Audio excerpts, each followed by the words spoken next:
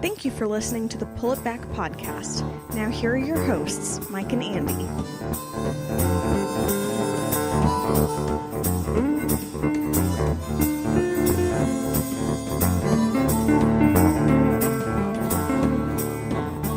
Thank you for listening to the Pull It Back podcast with Mike and Andy. I am Mike. And I am Andy. And there was quite a bit of news this week. The big one that I have read into that just has been pissing me off all week is the opioid epidemic. You know, it's how they. I mean, it's ravaging the country, more or less in the Appalachian states. Actually, yes, it's terrible. It's ridiculous. I saw a video the other day. It was like how they can make like a big pharmaceutical guy be completely legal as a drug dealer. You know what I mean? It's like that's what you're doing. Yeah, basically. You're legally selling people drugs. You're a drug dealer. Yeah, exactly. And it's like the most destructive thing any one person can do to the society. The thing is the drugs are actually helpful when used correctly. When used correctly, yeah. But they've been over-prescribed. Extremely over-prescribed. It's insane. And here in Louisville, they're starting to really crack down on the over-prescription of those opioids because it's so bad. I know. It's being overprescribed and people are, it's being overprescribed, which leads to abuse. Yeah. And that's why they have prescriptions, is so you can take X amount in a certain amount of time so you don't overdo it. Exactly. So, I mean, if you were smart, you'd be like, all right, here's 5 at a time. Like, even if you take 5, you'd probably get pretty sick, but it might not. I don't know how it works, but I'm just saying, like, out of context. But, I mean, it's like, if you take 5, it might not kill you. You know what I mean? Well, but you're giving people 30, 60 pills at a time. Yeah, it's like, dude, you're just trying to make money. Month. You're seriously a drug dealer. You're a legal drug dealer, and it's absolutely ridiculous. That is absolutely crazy. I mean, like, when I got kidney stones, I got prescribed some opioids. I can't remember what they were. It was like hydrocodone or something like that. Yeah. And they gave me like 25 pills. It's like, Jesus Christ, do I really need 25 pills for this? Well, kidney stones is pretty rough. It was the most pain I've ever been in, but yeah. I didn't necessarily need, them all the time. Because I was actually, I was scared that I was going to like it. And, I mean, it was okay, but it wasn't, like, something I would seek out. But yeah, I can see where people would get hooked on it because you got pain. You got a little bit of pain. Now you want Everybody opiates. does, really. Well, yeah. In their own way, you know? Well, I mean, if you can go to anybody's house, any one of the friends' house, out there, and they might have, like, man, my back hurts. Like, here, try this out. Yeah. Just like, I got this actually this from works. when I got some teeth pulled. Yeah. Yeah. I mean, it's even on that basic of a level. You don't think it's wrong, but it is wrong. You're not supposed to let people have your prescriptions because that's how some of these things start. Yeah, like, and what pisses me off the most is that they tried to shove it down our throats saying, the opioids aren't addictive. They're non-addictive. They're just the greatest thing since sliced bread. But then it's like the reality sets in, and it's like, no, man, it is extremely addictive. Like you take it, I think they said it was like over a week, or I think it was a week or 2 weeks. If you take it consistently, your body becomes addicted to it, and then if you get off of it, you go through withdrawal symptoms. That is the epitome of an addictive drug. Yes. Well, the guy that was some high up executive level guy at the people who make the OxyContin. Yeah. He was quoted in an interview as saying, the best thing about this OxyContin is it's not a habit-forming drug. And I was like, are you fucking kidding me? He said that knowing full... Yeah, you said that shit full well knowing that it was habit-forming and people were going to have serious issues with it. And they talk about marijuana being a gateway drug? Excuse me. Yeah. I feel like old Pete Holmes now. Excuse me. No kidding. I mean, it's like, well, that was another thing that I read about. It was like this guy, or not, excuse me, not read about, but I watched a YouTube video, like how most millennials get their news nowadays. But I was watching this, and I whoever's listening, I suggest you look it up too. It's very informative. It's an HBO show, and they have this little snippet on YouTube it's called Last Week Tonight, Opioids 2. There's a guy named Richard Sackler with the Sackler family business. And the thing that's most messed up about it is that you won't find him anywhere on the internet. As in, like, there's only a handful of pictures of him. There's absolutely no videos. He's not on social media. You can't really Google him, because even though he is one of the wealthiest people on the planet, because he's the one that basically started the whole oxycodone and basically opiates in general, like Vicodin and all that stuff. So he owns a pharmaceutical company, and it's just scary because he's not in the limelight, and he said some terrible shit about, what was it? I think it was, they said that a certain amount of people died, like 4,000 something people died last month or year or whatever in America because of overdoses with opium, and they have a serious addictive property.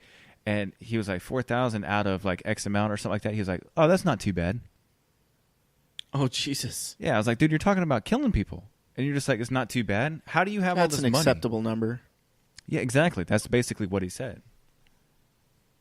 He was just like, yeah, I mean, a couple thousand people, that's not too bad. It's like, what, 1% of... It's like, dude, that's ridiculous. He's a media ghost, man. He's not on social media, like I said, and there's barely... Well, that's the best way to do it. A handful of pictures. So he obviously is scrubbing the internet. Basically, you pay people to go through the internet and erase everything about you, and I'm sure he pays a pretty penny for that. Like what Beyonce did with that one picture, like at a music yeah. award show or something. No, that was during the Super slapping Bowl. her legs. Oh yeah, she's like slapping her legs and making this most weird face. Yeah. I think she actually paid people to get that off the internet. I thought that was pretty funny. Yeah. And this guy, I'm sure, does it all the time for everything. Because he won't do interviews and stuff like that. And it's like, because every time he talks to somebody, it's like just demonic, evil shit. And he's like, I want people to be addicted to my shit and blah, blah. So, like I said, I suggest you go watch that YouTube video. It's called Opioids 2 from Last Week Tonight. They haven't, like I said, it's on YouTube. And you can also watch it on HBO. Now, that being said, with the opioid things, there was a news article that broke today, and this is what got me sparked on being so pissed off about it. There's a news article that I saw on CBS News. It was dozens charged in major opioid takedown across 11 states. Whoa.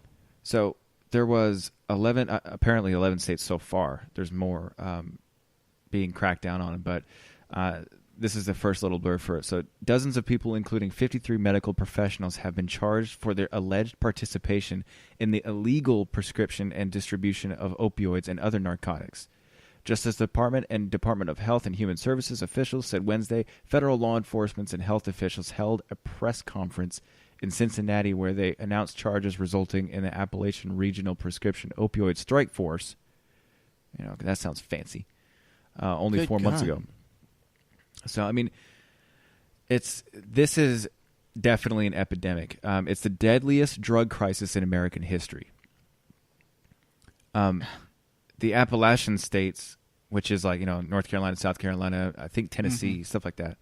West Virginia. Yeah, West Virginia. I think Virginia too. East but Kentucky.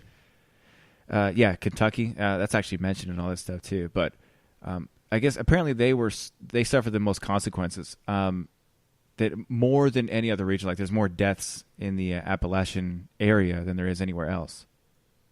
So now, further down in this article, this is the one that absolutely got me. So there's been, of course, I think like 35 doctors or more. So this one, this was a bullet point. It was so bad. It says the indictment states one doctor in the Western District of Tennessee who called himself the Rock Doc would exchange opioids, and is that benzodiazepines? benzodiazepines. Benzodiazepine. Benzodiazepines. So They he would call exchange them benzos. benzos. Okay, so he would exchange opioids and benzos with patients in return for sexual favors. Oh my God. Yeah, over a 3-year period. This doctor prescribed approximately 500,000 hydrocodone pills, 300,000 oxycodone pills, 1,500 fentanyl patches, and more than 600,000 benzos. Fentanyl? Isn't that the shit that killed Michael Jackson? Yeah. Holy Apparently. shit. Wow. This one, one doctor charged in Tennessee allegedly prescribed approximately 4.2 million opiate pills. Jesus, man. I know of a doctor, like, I work at this one place, and there's, like, some luxury apartments above it. Mm-hmm. And it's in downtown Louisville. And right above it, there was an actual drug bust by the DEA. Some doctor got caught selling these opiates out there. Yeah. Because the DEA came through and cracked down a lot. You know, my stepdad is a dentist. And that dude does not prescribe them. Like, you have to have, like, your arm is off and you just rub Like salt falling in off, it. yeah. Yeah. Because that shit's so serious. Yeah, I mean, opiates is an extremely powerful painkiller. So it should be used for serious pain. You know what I mean? Like, especially with chronic pain and stuff like that. I mean, there are alternatives. People will argue saying that it doesn't work as well as opiates. But you have to understand, man. But the problem with all of this stuff is that opiates aren't the only addictive drug that are on the market. They're everywhere. And it's like, now I saw another article that basically they're trying to treat depression with ketamine. Yeah, I saw Ketamine is a drug called, what was it, vitamin or special K, I think they call it. Yeah. It's a street drug. And now the pharmaceutical company is like, they try to put it as a class, I think it's a class 1 drug. And so the FDA came around and they were like, well, scientists were checking it out. They're like, well, actually we can use it to treat depression. And it's like, no, they do that all the time. There's illegal street drugs. People try to demonize it. And then they go, well, you know what? Pharmaceuticals it's got some use. Yeah, it's more regulated. I understand that. But instead of giving it to the private sector where it's still technically regulated, they give it to pharmaceutical companies and medical companies so they can basically just crank up the price as high as they want. Same thing with the, what was that stuff called for like allergic reactions and stuff? People have like a really bad allergic reaction. You get that needle that. What's it called? Oh shit! There was one company that made this stuff, and they jacked the price up like 5,000% within a month, and people couldn't afford it anymore. Even with their insurance, they could not afford it, and then insurance was actually dropping people that had to buy this stuff. So they finally, like the FDA finally was like, all right, you're pushing it too far, and they finally cracked down and they had to lower the price. But you know, it went on for like a year. Like, why did it take you a year to tell them, like, hey, man, you can't do that? That's basically price gouging. Right. It's ridiculous. Makes you wonder if they actually got the cure for certain diseases, and they're just like, because there's no money in curing a disease, there's money in treating the disease. Oh yeah, so of course. It's like, it's the same thing with opiates, and the reason they're so prominent is because there's no treating. They'd rather they don't want to cure, they want to treat. Yeah, you know what I mean? So they're of like, course, because I mean, you got chronic back pain because you fell on your ass at work one day. Oh, well, here's some Vicodin. You know, just take those, and now you got people like weirdos like going to the pain clinic all the time, like for every little thing, and they think they need it. When in reality, their pain is not that bad. Yeah, and you know, and another thing about it is, the craziest thing of all is, you know, that in more conservative states, they won't even think of legalizing marijuana to help out. You know what I mean? Yeah, that was basically my point, is that they make all these illegal drugs and they demonize them and they try to shut them down and say, you know, you'll go to jail and prison if you have this even on you. but then they flip it around, and then the pharmaceutical company sells it to you over the counter, and then all of a sudden it's fine. Like I said, ketamine is a street drug called Special K, and now they are doing it as a drug to treat an antidepressant, and a lot of people are diagnosed with depression. So you're going to have another epidemic on your hands. See, I don't know about that because ketamine offers the same effects as like marijuana, apparently. Yeah. I mean, like I said, I am well, no scientist. Now there's a drug. There's a new drug that mimics the benefits of ketamine. There's a new drug that mimics the benefit of ketamine. This was as of the 16th, so yesterday. Yeah. Or what's today? Wednesday? Tuesday. So they've already come up with another drug that mimics the effects of ketamine. They've already come up, like, you talking about the pharmaceuticals? Yes. Yeah. Oh, my God. So, well, I mean, again, they're trying to delegitimize ketamine now. Like, well, yeah, I mean, ketamine's not the only one. They did the same thing with meth, which is Adderall, speed. Yeah. You know, it's an amphetamine. It's the same. I mean, it's not the exact same thing. I get that. It's a controlled substance still.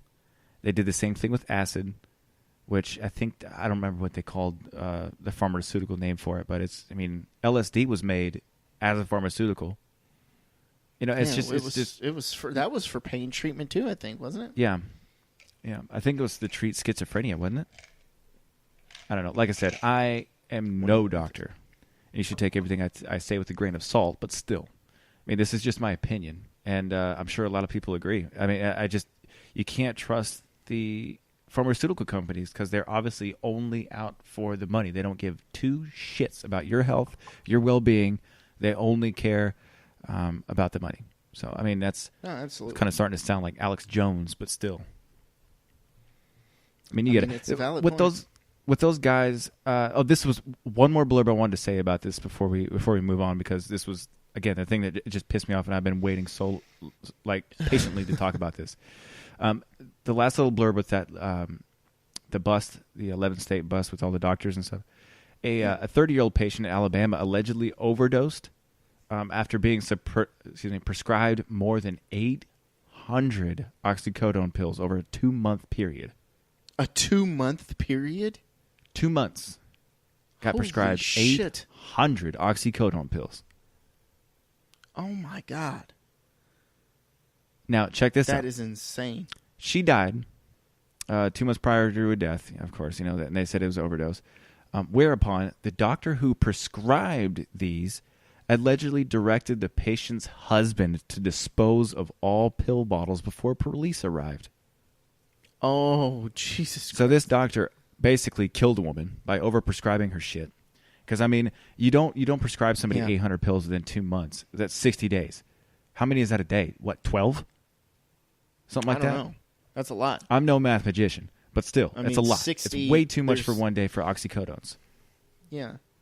And then holy shit. He kills this lady because she's probably taking the directed amount, which is way too much.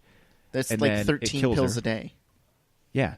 And then he calls, he's like, hey, I know your wife just died, but can you get rid of those pills bottles? I don't want to get in trouble. I don't want to look bad. Yeah. Yeah. This is a 30-year-old woman, so he was probably taking sexual favors too, to be honest.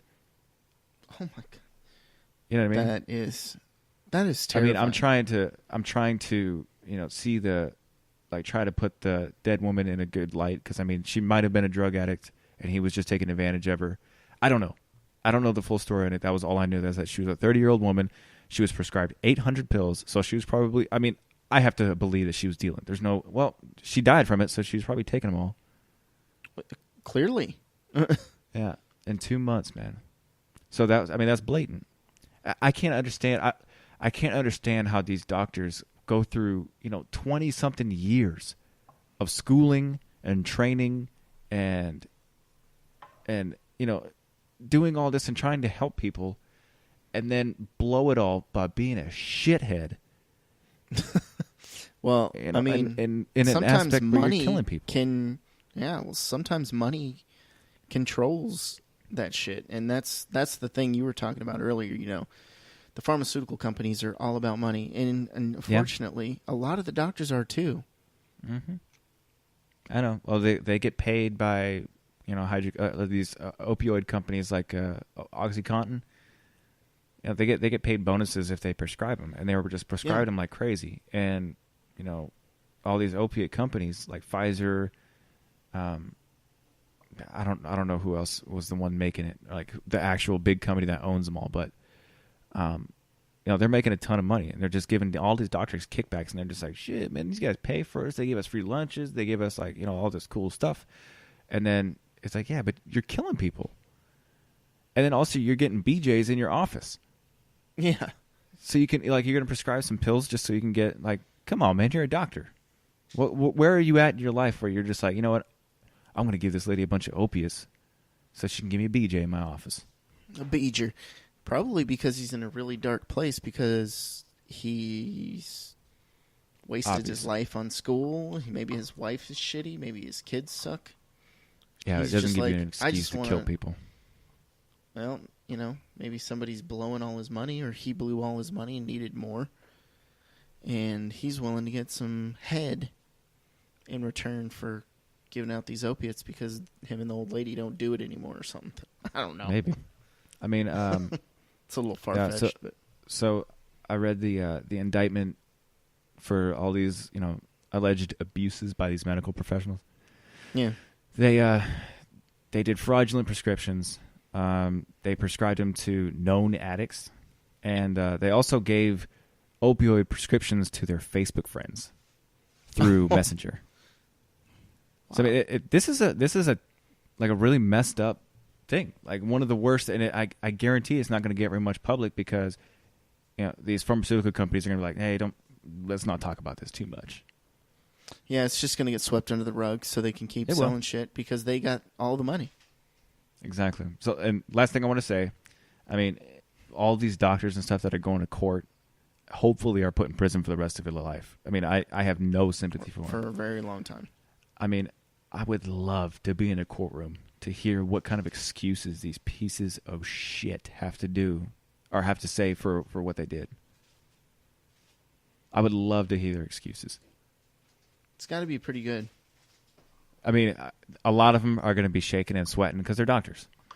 Yeah, they're done. Their career's over. There's no coming back from this. Yeah, no, there's no coming back from this. There's going to be prison time because there's if they got them, they got them, man. They got proof. Yeah, you're a drug dealer. Yeah, exactly. Yeah, exactly. You're a legal drug dealer. You have a license to do it. Yeah. So, I mean, so shouldn't you be in prison for? Laughable. Well, what's the minimum prison sentence for distribution of drugs? Because you got to think you killed a person. That's manslaughter. Oh yeah. Intentional manslaughter. Well, I don't know. It's got to. I'm hoping 20, I know the drug 20 laws, plus years. I know stuff dealing with controlled substances and opiates carry a much heftier fine when it comes to jail time. I want to say intent to distribute is like 10. I think it's longer than that. Well, irregardless. Irregardless, indeed.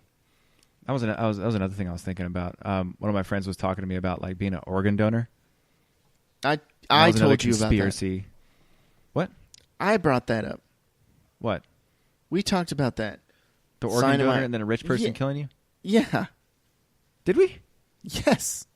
I could have swore I talked that with a friend of mine, Emmerich, but no, man, that was on the I don't know, I can't remember, episode 7. I remember. Well, this was a thing that we were talking. Me and him were talking about. I know for a fact. Is being an organ donor, like if you're injured and a rich person has like a match, and the doctor just comes in and he's just like, you know what, this guy's a match, and this rich guy's willing to give me $100,000 to kill this dude to take his kidneys. Yeah, we talked about that, man. I'm 100% positive. Well, you said the same exact thing almost to me. Oh. Well, like I said, I was thinking about that, so I pulled up my ID, and I saw that I'm an organ donor. I was like, oh, shit, hopefully I don't get injured. Well, you have to sign it. Did you sign it? I don't know. I don't think so. You have to sign. Because on the back of mine, I think I elected to be an organ donor. but I'm not. Yeah, I don't remember signing anything.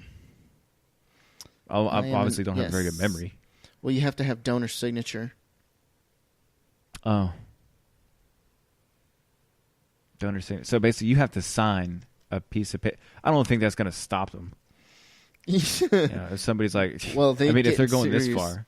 Well, at the very least, they get in some serious fucking trouble for, I don't think they ever find out. Probably not. No, you're poor. You're not that important. You don't have a whole lot of Facebook following. So we're just going to go ahead and take your kidneys. This rich, billionaire banker guy is going to take your kidneys, and you'll be left with nothing. Yeah. Yeah, that's probably more likely. Yeah, it's like you got in a car accident. I mean, we could save him if we gave him this, very simple procedure, but, he's got the perfect match, so. Yeah, this guy's giving us a fuckload of money, so, fuck him. He's got a wife and kid. They won't care. It's too bad. Hopefully they have life insurance. Hopefully. Because hopefully these people can get paid out, and I can also get paid. Swiggity swag. So, anyways, I was going to move on to, I saw another article about dogs. I think I talked to you about this, too. Oh, yeah. It was some bullshit about how dogs don't feel guilty. Yeah, I feel like that's big-time bullshit. Yeah, I saw it was a full-on video, too, that was embedded in it, and it was a dog that was, showing all the signs of being guilty, had the tail tucked between his legs, had his ears down, he was, squinting and stuff, and he was like, oh, I'm sorry, I pooped in the house, or whatever. And the doctors were like, sorry to tell you, dog owners, but dogs don't feel guilt. They're anticipating punishment. I was like, that's what guilty is. Isn't it? Anticipating punishment? That's almost a definition of guilty, isn't it? Feeling feeling guilty bad is about what you did. But that would be, in a way, that's like this exact same thing. One, I disagree with them saying that they don't feel guilty. I know they do. But I'm pretty sure that's exactly what guilt is that anticipating punishment, isn't it? No. It's the fact of having committed a specific or implied offense or crime. So it means that you actually did something. Mainly a crime. Well, I know that, but I'm saying that they don't feel the emotion guilt. Because I know what guilty is. It's obviously you did something bad. And yeah, well, guilt basically makes you feel... What am I trying to say here? Yeah, making somebody feel guilty is making them feel bad for not doing something or having done something. How Grandma would guilt trip us. Like, well, I guess you're not going to church today. Yeah, that little backhanded, passive aggressive. Oh yeah, so passive aggressive. It's nice to see you at church today. Like, oh Jesus, that blouse looks nice. Yeah, real nice. Like when I got my lip pierced. I love how you can just wear everything. Like when I got my lip pierced, she was so pissed off at me. She was like, yeah. I'm not speaking to you. I was like, well, you just did. And I walked to my room. No, she would do that kind of stuff all the time. Well, it's not just her, though. A lot of people do that. Oh, yeah. A lot of people just give you backhanded compliments, or they give you that passive-aggressive. The new millennial word for passive-aggressive is microaggressions. It sounds fancier. Well, so they have a micro. I feel like they use the microaggressions for more nefarious dealings. It's like he was using microaggressions against me, and now I feel raped. Yeah, that's not an emotion. Well, they just said your shirt was weird. It's like they said your shirt was untucked. Aggressions. That's rape. I feel like I was bullied. He just shit on my chest. So, wow. It's like, yeah, that's a problem. Yeah. Yeah. So, of course, this episode is completely full of conspiracy theories, and I have another one for you. Unless you have one. I've been rambling. I've been thinking about these kind of things all week. I've been dying to talk about it. conspiracy theories? Yeah. Well, I have a real theory. Okay. Well, I guess you can't call it. That's kind of an oxymoron. But kind of going back to like the disparity between CEOs and their workers. Yeah. In some cases, these CEOs are making 4,000 times more than their average worker. 4,001, right? Yeah. It's insane, the disparity. I mean, I understand the CEO is doing a lot of work and traveling and making sure shit's done, but I don't feel like they work any harder than the average worker. They just have a different set of responsibilities. Yeah, most of... Yeah, you know what? Let me back that up. Yeah, in fairness, a CEO, basically their entire lives are based on the job that they do. Like, they can't clock out and then be like, all right, I've completely forgotten about it. Now it's all about my family. They are always on the clock. Yeah. However, you have these workers that are still working 8, 10, 12 hours a day, sometimes 6, 7 days a week, nonstop. And, you know, they're all out there busting their ass. Yeah, but they don't get compensation. Yeah. They're not compensated nearly enough. Yeah, well, I mean, the CEO might pull 90 hours a week or something, but it's not going to be from in his house or in the office. It's going to be from all over the place, like his house. Yeah. You know, the office somewhat, traveling. I mean, it's not like they're doing the same kind of work. The work that they're doing is probably a lot more mental, but of course, they are getting handsomely compensated for what they do. Yeah. I mean, it's their business. I get it, but it's too much. Basically for every fourth or for every dollar that you make, they make 4,000. Yeah. It's insane. Right. That is way too much. It's freaking crazy. But the article also did talk about how some of the information gathering was a little wonky because you could take the CEO of, say, like McDonald's and put him up against the average worker. Well, the average worker in, let's say, Africa, who's making, 25 cents a day, compared to the CEO, that's like, several thousand times more than what the average person makes. So the information is a little bit misleading, but it still raises the question, why can't these CEOs be a little more generous to the people that work for them and compensate them a little bit better? Maybe you'd have a better workforce. Maybe there wouldn't be such a pool of talent that are so just entitled and they have no work ethic or drive because it's all doom and gloom for them. Like they're swimming in you feel like college debt like you're stuck. And everything. Yeah. Well, like I said, they're swimming in college debt. They have no experience, and now they finally got a job, and you're only going to make $15 an hour. I mean, you can barely pay for a fucking rent. You can barely pay your school bills, and you can't file bankruptcy because guess what? That files you after bankruptcy when you have college loans. So college tuition and government loans and stuff like that do not get absorbed in bankruptcies. No matter what you do, you have got to pay it, and it never falls off your credit either. Right, and that's what I'm saying. Like this talent pool, and the baby boomers frown on the millennials. Like, they have no drive, they're lazy, and maybe they exhibit those traits. They just know their worth. Yeah. Well, the thing is, they a lot of them are very entitled. Like, okay, what did you go to school for? School. I got my GED. But like, motherfucker, then you should be working at McDonald's. And you should be happy with what you get because you put in zero effort. So, the people GED, a GED is, in fairness, a GED is still something. They took a test to get out of high school, whatever, middle school, I don't care. They did something. It's got a piece of paper saying that, like, all right, well, you did something in public school. You did all right.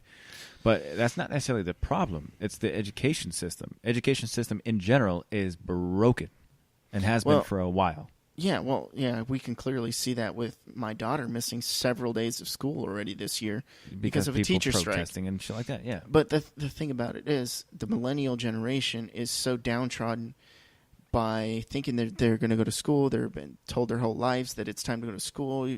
You're only going to be successful if you go to school. And now the market's saturated with too many doctors and lawyers, and there's not enough tradesmen and women.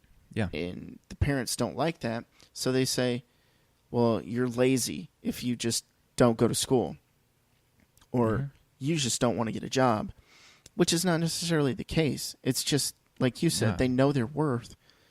And it's like, I mean, we're not slave laborers. Like, I mean, not to say that they weren't back then, but I mean, there was a lot more tradesmen. They were working their asses off and dying and still getting paid pennies. You know what I mean? Yeah, exactly. And we're just sick and tired of it.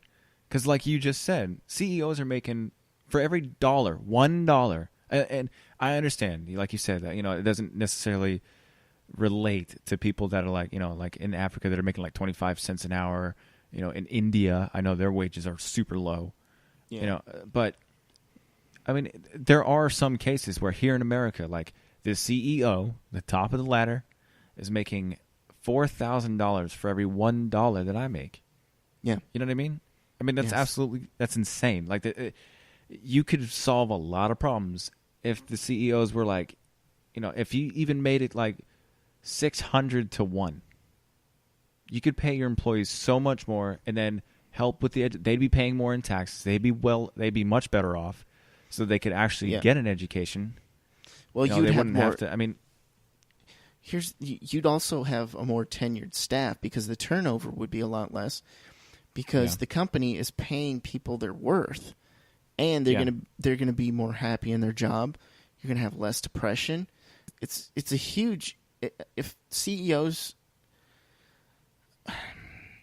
redirected how much money they're getting paid, like Warren Buffett in the article, it talked about Warren Buffett. His salary for the last however many years he's owned his company, Berkshire Hathaway, I think it is. Yeah. And he only gets $100,000 a year. Yeah, and he's happy with that. Yeah, he's a billionaire because he's invested his money and he's very financially smart. Yeah, yeah. But the thing about him is he lives in like a seriously modest home, drives a modest car. He's lived in the same home for like 40 years. Exactly. He's drives the same car for like 20 years. And you mean to tell me that more CEOs can't adopt that ideology? Because he's extraordinarily successul. Why do you need 160 million? But not all of them million? are going to. Well, listen, I mean, why would you need to pay somebody $160 million a year for doing something like that? For that, you could have a team of CEOs who have different points of views, have different opinions, and would make the whole entire experience working a lot better because not everybody is just being a fucking yes man and agreeing to what the CEO says. There's actually conflicting ideas to make it more creative. You know what I mean? Does that make sense? I mean, they do have that. In boardrooms and stuff like that, they have, like, you know, other executive officers that are... I mean, I get that, but not on this level. I understand what you're saying. Yeah, they're executives, but I think nobody should be that high up on the ladder. Right. I think I'm exactly I talking understand about like a board chairman and stuff, like chairman of the board, chair people, whatever. Chairman of the broad. But anyway, that was a thing with like you were saying with what did you just say? What was that guy's name? Who? The guy you just talked. He was Warren the old guy Buffett? that drives the same car. Yes, Warren Buffett.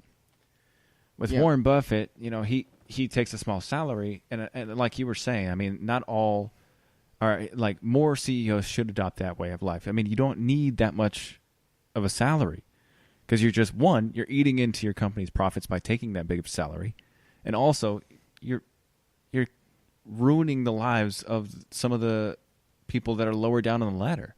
They could be living much better. Because, I mean, adjusted for inflation, like everything's been going up and up and up and up and up. But the wages haven't changed, I think, since like what, 2002? Who's that? I think it's 2002. Like wages haven't changed. Oh no. The federal income or federal minimum wage hasn't changed. No, I think it's still $7.25, $7.75. I think that's the federal minimum. It is. I mean, I know they've passed some bills to raise it up and like kind of ease people into it. But it's like, why do you have to ease people into it, man? Like over 6 years. Like it's going to take 6 years to ease into that. Shut up. No, it isn't. No, they just don't like it because it raises the prices on the line. Like in Arkansas, I think it was $7.70. What's the minimum wage in Arkansas? Well, I know that a lot of states have some that are lower, some that are higher. Some states don't even have a minimum wage. Yeah, well, like in Seattle, their minimum wage is like $15. Well, that kind of, I mean, that's not, in Seattle, like, yeah, there's federal minimum wage, but a lot of companies are like moving out, and that's because it's just one single place. Oh yeah, Amazon country was 15. Pissed about that. Yeah, they were like, well, we don't want to pay our guys. It's like, well, you're going to fucking have to. Shut up. But with it being just one city, if Seattle raised it to $15 an hour, people are going to move out because they know they can get it cheaper elsewhere by half. Yeah, they can go get it for $7 an hour. But if you have it federally mandated, no matter where you go in the country, it will be $15 an hour minimum wage. It'd make it better for everyone because where are you going to go? Overseas? Well, go for it. I think you might be right, but the way it's going to raise prices on everything, but it's going to be like there's nothing you can do. But it's going to be like there was never a change in the first place because prices are going to go through the roof. The middle class moves down a notch, and now you got people making $15 an hour that have associate's degrees. You know what I mean? Because it's going to be more of that. You know, the high-paying jobs are now only like $17 or $18 an hour because companies can't afford them because they're paying every low worker who has a high school diploma $15 an hour. Yeah. I mean, I definitely think people should make more money, but I think $15 an hour would be like basically not even raising the minimum wage. It would just keep prices high. People couldn't afford shit, and it's the same old vicious cycle. I mean, maybe $10 more, $10 an hour, $12 an hour, but maybe not $15. Not just yet until we can figure out how it's going to impact the economy. Because, I mean... Well, the thing is like... I mean, here, hold on. Like,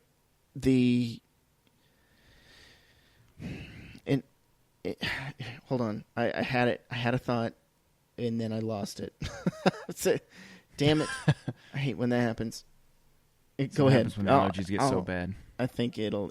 Well, the only thing I was going to say... I mean, I was just going to say something real quick. It was basically just like, the $15 an hour thing would be great for everybody because that would, raise... I mean, everybody would have more money. It would get injected back into the economy, of course.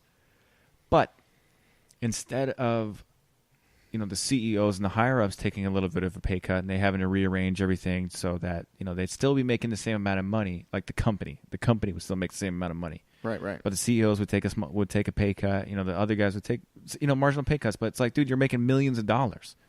That's plenty. People are basically just working in order to pay for a place to live and the transportation to go to the work that they're going to. Right. Exactly. You know what I mean? And it's like, dude, that's ridiculous. People shouldn't live that way in the most wealthiest country on the planet.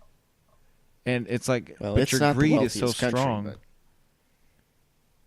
Well, as far as GDP goes, we are by far and away the wealthiest country.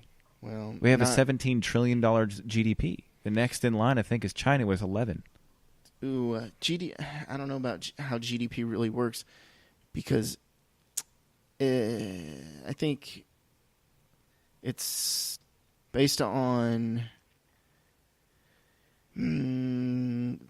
product. What is that? Gross domestic product is what GDP is. But I think like Abu Dhabi and Dubai are richer because of the resources they have. Like I said, per capita they might be, but not. Their GDP isn't like basically that's how much your country produces and ships, and basically how much money they make every year. Versus, you know, like versus another country, we're the wealthiest by far and away. But anyways, that's besides the point, because what I was saying is that, like, instead of it going like the minimum wage being raised to $15 an hour, people having more money and living a little bit more comfortably. Yeah. What they would be doing is just either raising the prices on things so that, you know, the CEOs wouldn't take a pay cut. They probably get a pay bump. And they would cut a bunch of people from full-time and just put them at part-time. So they'd be making essentially the same as $7 an hour working 40 hours a week. They would just be working, I mean, they'd be making technically the same amount of money, but just working less hours. Right. Well, and then also the company would save money on not having to pay full-time employees benefits. Health insurance, exactly. Because so that's what's going to happen. It's already happening. No, like, yeah. If you see a all company these, like, did that to me. Like, yeah. Like I was with this company for like a year and a half, almost 2 years, working full-time hours, like sometimes 12, 13, 15 hours a day. And I went to ask for full-time, and they were like, no, we can't do it right now. They didn't want to do it because they didn't want to pay me benefits. Yeah. I mean, well, if they pay you benefits, it's going to cost them a lot more money. So basically, that'd be giving you like a $5 an hour raise. Yeah. So when I started catching... Like, we don't want to do that. Well, when I started catching a case of the ass and being like, if you guys aren't going to give me full-time benefits, I'm not going to work full-time hours anymore. I had every intention of finding another job or a part-time job. But then you'd be called lazy because, like, millennials are lazy because they don't want to work for it. It's like, they're changing jobs. I'm just calling them out on their bullshit. Yeah, they're changing jobs, like you're job hopping. But the thing about it is these companies have adopted such fucked up principles that it's no longer, the sweat of your brow is gets you into a better position. It's it's how much can I exploit you? Yeah, exactly. How much can I break you down and make you feel like a shitty person? And if you perform and bend to my will, maybe I'll give you a 25-cent raise. Yeah. Or maybe I'll make you a senior fucking shit digger or something. I'll make you an assistant manager and not pay you anymore, but the opportunity to possibly be a manager at some point. Yeah, exactly. It's like, no, you're just that's exploitation. I mean, you're exploiting me to get me more work out of me for the same amount of money. That's slavery. Yeah, not quite as much, but I'm grateful that I work for a company that is not quite that bad with that kind of stuff. Yeah, but I have worked in plenty of companies like that where it might be even a good old boy system where if you don't kiss somebody's ass and getting good, you're not going to make it to the top, and you're going to be ridiculed and forced to quit. And even some racist type shit went on, but we won't go into that. But it's out there, it exists, and it's really sad that some people have to go through similar situations because they can't afford to go to school to make themselves better, or maybe their geographical position doesn't allow them the opportunity. But at least in smaller areas, it might work to raise the minimum wage, maybe, because at least everybody would be getting the correct amount of money, and their economy would probably be a little bit better. I don't know. If you could I feel like I'm rambling now. You don't have to. Well, you don't have to. I mean, raising the minimum wage would just be the easiest way to do it, but you won't. So it's like, why don't you just bring the prices of stuff down, especially stuff that's made here in the United States? Right. Like the cost of bread. I mean, just as an example, like before it'd be like 50 cents a loaf, and I mean this like before, as in like the 80s and 90s, not that long ago. Right. And, it's 50 cents a loaf or even less. And then now, you have a regular loaf of bread that you buy at a grocery store that is made like by the grocery store for cents. And they're charging, $2-3 a loaf. And then also you have like the organic gluten-free bread or the whole wheat blah, blah, blah bread that's like $5 a loaf. And it's like you have all this variety, but they're just charging more for it, which I understand if you want a premium product, you got to pay more for it. But the general bread is what I'm talking about. Like, the price just keeps going up, but the minimum wage hasn't changed at all. So people are struggling even more to pay for shit than they did before. The cost of gas has, I mean, I know it hasn't changed in a while, which thank God. But, you know, it went from under $1 a gallon to almost $5 a gallon. And then now it's back, it's back down to like what, $2, almost $3, sometimes over $3. And it's like people just are like, that's normal now. Yep.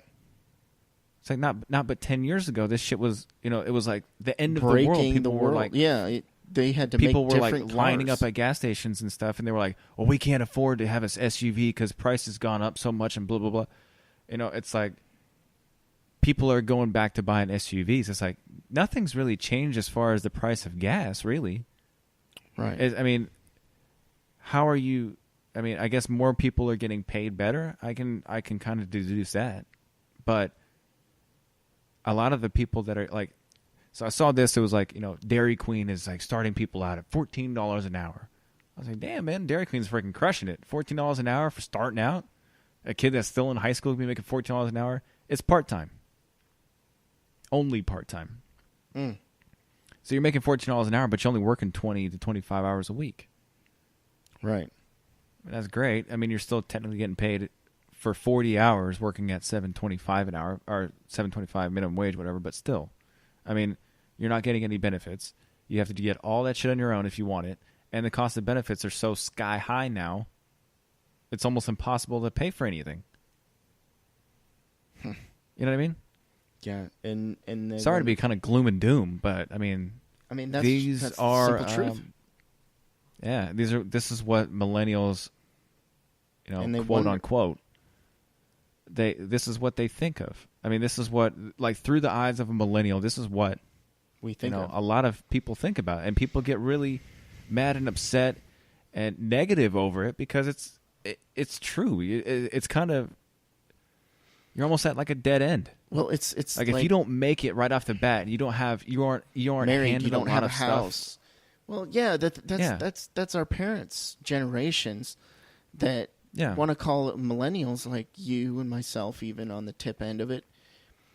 Sometimes they have a big problem with the millennials and the way they work, and the idea. I disagree with some of the ideology. It's like, well, I would do this task if I was paid this much money. Like, until you're intelligent enough to figure out, how to live on your own and balance a checkbook, then you should make $8 an hour. But if you're a grown adult and you have some life, experience, and you're moderately intelligent, maybe you should get a little bit more money. I mean, what's the problem with that? Yeah, I mean, and you shouldn't have to clean a toilet, for $8 an Yeah. hour if you're somewhat intelligent and you have life experience and you can prove it. Yeah. I mean, well, that's all right. So I just thought of this. So I can't say that I've thought about this. I have before, but anyways, I was thinking, because the minimum working age is what, 16, I think? Yeah. Isn't it? So 16. So you turn 16, the minimum wage from 16 up until 20 is $7.25 an hour, or even $8. Make it fair. $8 an hour until you're 20 years old. Unless you find a better job that wants to pay you more. I'm just saying the minimum wage. I'm not saying you have to make $8 an hour being 16 through the age of 20. But when you reach the age of 20, you have 4 years of work under your belt. Excuse me. And then you can get the minimum wage jump to 15 after you're 20 to 21. Because after that age, you have some work experience. You know what it's like. You did the shit jobs. And now you're moving on up to better, bluer, greener pastures. Well, yeah. Well, the thing is, you'd also be in college. If you're going for a traditional 4-year degree, at 21, you're only like a junior. You know what I mean? Like I said, you can get a better job. I'm just saying the minimum wage for 16 through 20. Because, you could still be 16 and land a job that pays you $100 an hour or salary, above $100,000 a year. It's just the minimum wage would be $8. But once you hit 21, your minimum wage is now 15 because now you're at the age where you're about to support a family. This is when you're starting to buy health care. This is when you're, buying buying your own car and getting out of your mom and dad's basement. Yeah, and to encourage people to get out on their own, because a lot of people are living with their parents for a long time because of how rough the situation is. Well, I mean, I know I'm one dude. I lived off and on with my parents for a long time. So have I. And, geez, getting our own place was marvelous. But it was on and off, for many, many years. And it got to the point where when we got to Louisville, my wife and I stayed with my parents. And then we bought a house. And it's the first time, we've been in a situation where we could do that. So there's, say what you will, call your friends a nerd for staying with their parents. But sometimes it helps to be, financially ready before you go and put yourself in a fucked up situation with no money. Yeah, that's the atmosphere. I mean, you can't go out there and expect to, especially at $7-8 an hour. You can't afford to stay in an apartment that's $1,000 plus a month.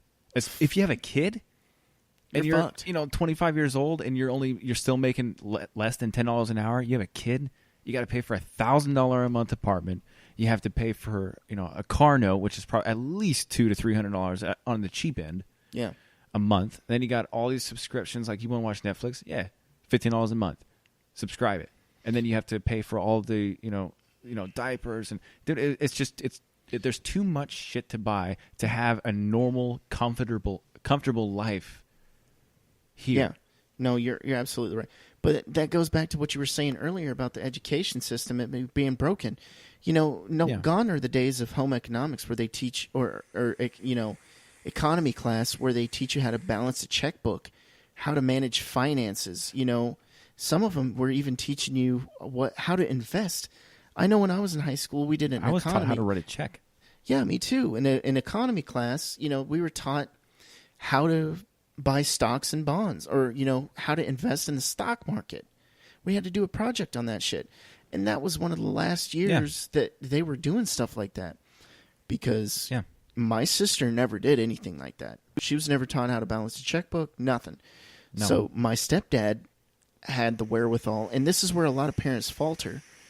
They don't teach their kids how to change their own oil in a car. They don't teach them how to change their tire. They don't teach them how to fix a leaky drain. You know what I mean? Yeah, like basic life skills. Exactly. They don't teach them how to balance their checkbook or manage finances because they've always just, here, let me just give you money. Yeah. And so it's a double-edged sword. The parents' generation didn't teach that shit because they didn't think it was necessary. So it's out of schools, more standardized testing, and focus on that. So practical skills are right out the fucking window. And it's ridiculous. Dude, yesterday or last week, my AC went out. I'm not HVAC certified by any means, but I figured that shit out and I got my AC working again. I had the wherewithal enough, to learn from my parents and, to gather that knowledge just so I could be handy because I probably saved myself several $1,000s. Oh, yeah, easily. Easily. And I still had my, home warranty people come out and check it to send a certified HVAC guy. And I have a buddy that has a buddy that is a HVAC guy, and he talked me through some stuff on the phone. But more or less, I was able to figure it out. And like I said, if you learn anything from this podcast, all four of you who are listening, gather some critical life skills. Like learn how to wire up a light socket, a light switch. Learn how to properly talk to people. Learn how to properly talk to me. I had such a bitch serve me tonight at KFC. Like, KFC's delicious. Don't get me wrong. But this what happened to your diet? Oh, well, let's not talk about that. Anyway. So I was there with Isabella, and I order, and she was just like, "What do you want?" Meh. Just being a super cunt. Yeah? Yeah. And I was like, man, I was trying to be super nice and kill her with kindness, because I always do that, because I never know what the server's going through. I try to be as nice as possible. And she just pissed me off immediately. I was like, wow, okay. So I'll never go back, because she was such a rude ass. But she was older than I was by a lot, at least 10 years, maybe even 20. Yeah. And I was like, it's people like you that make it hard to warrant giving $15 an hour. You know what I mean? That's true. But, again, like you were saying, a double-edged sword is that if she was being paid $15 an hour, would she be in the position that she was in, to where she's, so angry with herself that she had to work at a KFC because she made some pretty poor life choices because she wasn't probably making enough money? Well, the thing is, the food service industry are starting to pay their people a lot more, because their talent pool sucks. Right. Their talent pool absolutely sucks, as we saw tonight. Yeah. And people are, like you said, they're more educated. They seek out the jobs that weren't traditionally, traditionally really looked at, I guess. Like, right out of high school or in high school, the first job you get, you go to work at McDonald's or something like that, Mm-hmm. But less and less people are looking for that, and the people who are just shitbags are applying for these restaurant jobs. And that's why the service industry sucks, is because they're dipping from this talent pool of people who have no talent, and they want $15 an hour. Because the talent pool has moved on. They said, you know what, I'm going to go to online school. Fuck it, I'll put myself into a little bit of debt. I'll get an associate's degree. Now they can go work at a CNA. Wherever. Or, you work as I don't know, one of the paralegal. You know what I mean? Yeah. Or an IT person and makes $50,000 a year right out of school. Yeah. So, the attraction isn't there. The food industry, the food industry wants to get, better people, of course, because a lot of their, that's the stigma behind working at a fast food restaurant, is that, it's minimum wage, it's the worst kind of people work there, blah, blah, blah. It's like, but a lot of the people are starting off, and that's why I'm saying I think that, if they want to have, a shitty workforce, they can have a bunch of people that are fresh out of, like still in high school, fresh out of high school. And once they hit 21, raise them, like they have to be paid at least $15 an hour. But I think they would have to show that they could do it, though. I think they could. I think they would need to demonstrate that they're capable of handling that. Like, I don't know. Like, I think I really think schools really need to introduce, like, home economics and economy class, because they teach you how to do interviews. They teach you how to speak. I've seen people come into certain places and they're wearing street clothes. Like, man, when I was going for interviews, I would wear a shirt and tie. You know what I mean? Or a jacket and tie. Like, no matter what suit. you're interviewing for. Yeah, exactly. Fior. Yeah, Fior. No matter what you were interviewing for, like, you dress nice. At least a dress shirt. And slacks and nice shoes. Dress shirt and tie, slacks, nice shoes. Go in there, fresh, clean, confident. Yeah, and, your mom speak taught clear me that. And concise. Yeah, your my mom taught me that too. Your mom actually taught me how to do interviews, like when I was starting out, and I learned how to interview pretty damn well. Yeah, and I think I'm 5 for 5 on interviews. If I get the interview, I'm getting the damn job. Yeah, I've using keywords like I want a career. Oh yeah, that's a good one. That's what team building. Oh my God, he synergy. He gets it. I'm gonna write a number. I'm gonna sign this check. You write a number down, and you've got it. Like, thanks. I think I would just want to make $100,000 a year. I think that would be cool. If I could make $100,000 a year, like, whoa, yeah, that's way more than comfortable. Mm-hmm. That's 7. They say 70 is the limit for happiness. Yeah, the sweet spot. Yeah, where you can pay all your bills and not have to worry about shit. Yeah. I mean, there should be. I agree with there should be like a little bit of a wage gap, because I mean you got to be able to strive for something. Exactly. You got to strive to want to do better and better and better and better until you die. Really, because I mean, how are you going to afford a Lamborghini? You should be able to make enough to afford a Lamborghini. But excuse me, if you are making so much money that, I mean, you're making millions of dollars on the production of your workers being paid minimum wage. That's disgusting. Yeah, it's really hard. Really hard. And to most get of those people that are up there at the top are really out of touch with what's really going on. Exactly. They make all these rules, and yeah, that's a good idea, and they try to spread it down. And sometimes this shit's impractical as fuck. And you're like, who thought of this? You're not down here. Yeah. But in an office environment on paper, yeah, that shit works. Well, I don't know. Exactly. Well, I mean, either way, I think that's just my opinion. I think that with the minimum wage idea I pitched to you, with the ages and then the wage gap, I mean, these are all just thoughts from a quote unquote millennia. So I think that's going to be the end for the podcast. We have another big episode coming up next week. It is going to be our episode number 10. I know this was supposed to be episode number 10. It's episode 9.5. We'll call it that. Yeah, it was a little short one. Sorry about that.